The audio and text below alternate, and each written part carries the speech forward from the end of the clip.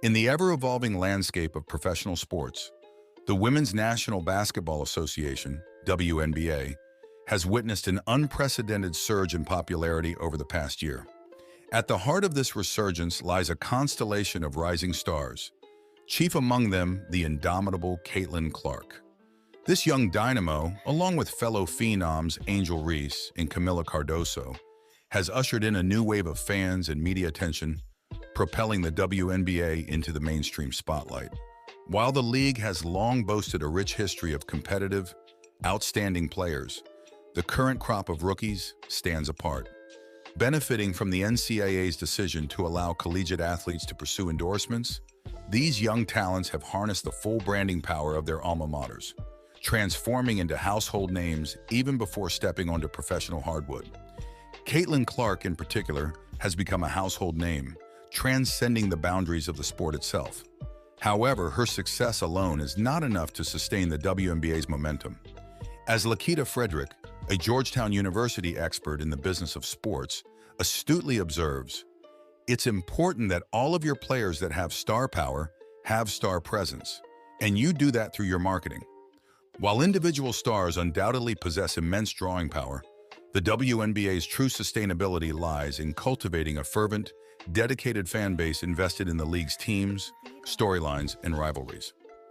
As Kenneth Shropshire, professor emeritus at Wharton, argues, like we have in other sports where you're not necessarily waiting to see Caitlin Clark play Angel Reese, instead, you're marking all the Indiana Fever and Chicago Sky matchups on your calendar, long after Clark and Reese have retired.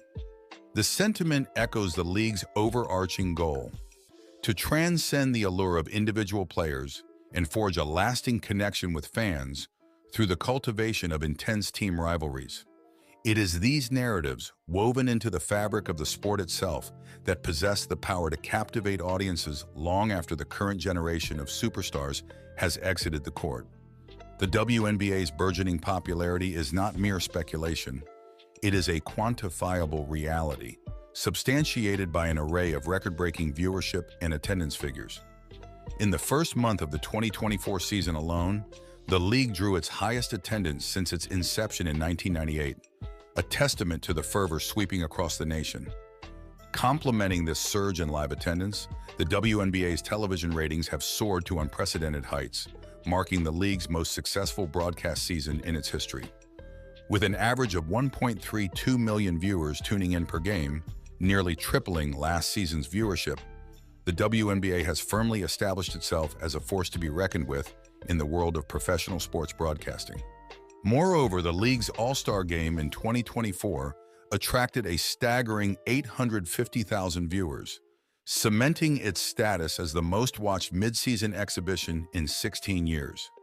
Even on a crowded NFL Sunday, Game 4 of the semifinals between the New York Liberty and Connecticut Sun emerged as the most-watched WNBA playoff game of the season, with an average viewership of 579,000 on ABC and a peak of over 920,000 viewers.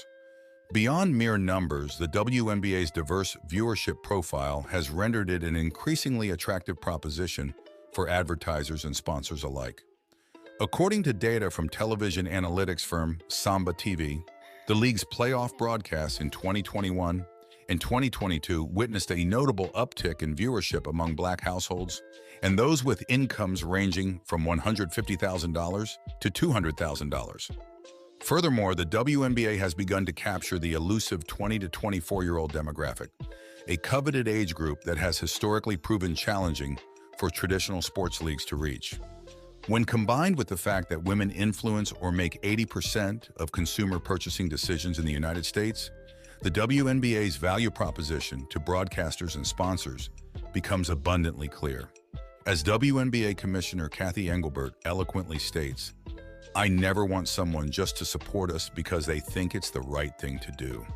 It's also a good business decision because we are a legitimate sports media and entertainment growth property." While the COVID-19 pandemic disrupted countless industries, it inadvertently provided an unexpected opportunity for women's leagues, including the WNBA, to gain traction on broadcast networks. As Sheda Mumku, chair of the Sport Management Department at the University of New Haven, explains, We have been saying, put us on television. If you put us on television and you tell our fans how to watch, then they'll find the games and they will watch. With millions confined to their homes in 2020, seeking entertainment and respite from the pandemic's challenges, the WNBA's players rose to the occasion, delivering compelling performances that captivated a captive audience. This serendipitous exposure laid the foundation for the league's subsequent ascent. As Terry Jackson, executive director of the WNBA's Players Union, attests, we all know everyone was at home in 2020 looking for something to watch, and these players did not disappoint. Capitalizing on this newfound momentum, the WNBA embarked on an ambitious venture, raising $75 million in its first-ever round of funding. This influx of capital, contributed by more than 24 investors, has been strategically allocated to fuel the league's digital transformation, enhance marketing efforts, and globalize the sport. The rewards of this investment have been tangible, manifesting in the unprecedented viewership numbers and heightened engagement witnessed in recent seasons. As Larry Gottesdiener, managing partner of the Atlanta Dream, aptly observes, the trajectory of all the metrics for the W, and I really think for women's sports generally, are undeniable. Women's sports is having a moment, and my advice to fellow investors would be to invest early, invest for the long term, and fortunes are going to be made. In a testament to the WNBA's ascendant trajectory, the league has announced the addition of 2 new franchises slated to commence play in 2025. The first of these, a partnership with the Golden State Warriors, will see the Bay Area become home to the WNBA's 13th team. Citing the region's strong support for women's college basketball, its status as a top media market, and its technological prowess, Commissioner Engelbert expressed confidence in the decision, stating, "This gives us a big media market, a big place where I think our players are going to want to live and work." Beyond the Bay Area, a 14th franchise is set to join the league in 2025, with cities such as Sacramento, Portland, Toronto, Charlotte, Philadelphia, and Denver emerging as potential candidates.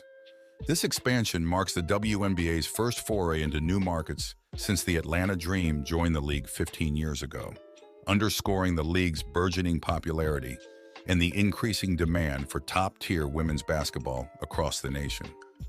As the WNBA basks in the glow of its newfound success, a pivotal juncture looms on the horizon: the potential renegotiation of the Collective Bargaining Agreement, CBA, in 2024. With players holding the option to opt out of the current deal by November 1st, 2024, the soaring TV ratings and attendance figures could serve as potent leverage in securing improved terms and conditions. Among the key issues at stake are increased salaries, enhanced travel accommodations, and a more equitable distribution of resources. Players have long advocated for the provision of charter flights, a luxury afforded to their male counterparts in the NBA, and the recent inability of Brittany Griner to travel via commercial airlines has only amplified these calls. As Nneka Ogwumike, star forward for the Los Angeles Sparks and president of the Players Union, asserts, "These are things that are in high consideration when you want to see changes in the future." Despite the WNBA's meteoric rise, the league and its players continue to grapple with lingering challenges, chief among them the arduous travel demands imposed by a grueling schedule. Players have grown accustomed to overnight delays, missed connections, and the general rigors of commercial air travel, a stark contrast to the luxuries afforded to their NBA counterparts. As Laisha Clarendon, a guard for the Los Angeles Sparks, candidly remarks, "We're always kind of reminding the league, this is not helping us be better athletes, better products for you on the floor. Travel's travel, life's going to happen with commercial flights, but just working with us to make sure there's a better way to deal with those hiccups."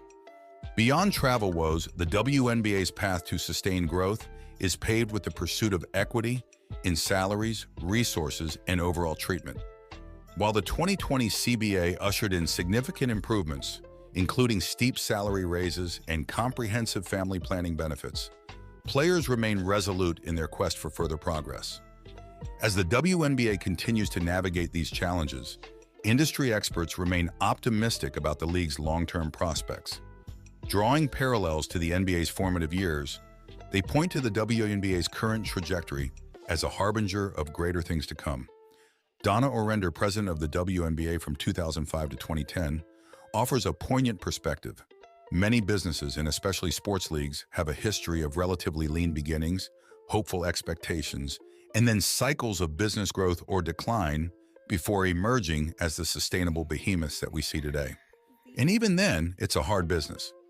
Yet the WNBA's unwavering determination, coupled with its burgeoning popularity and the relentless support of its players and fans, suggests that this league is well on its way to becoming a sustainable behemoth in its own right.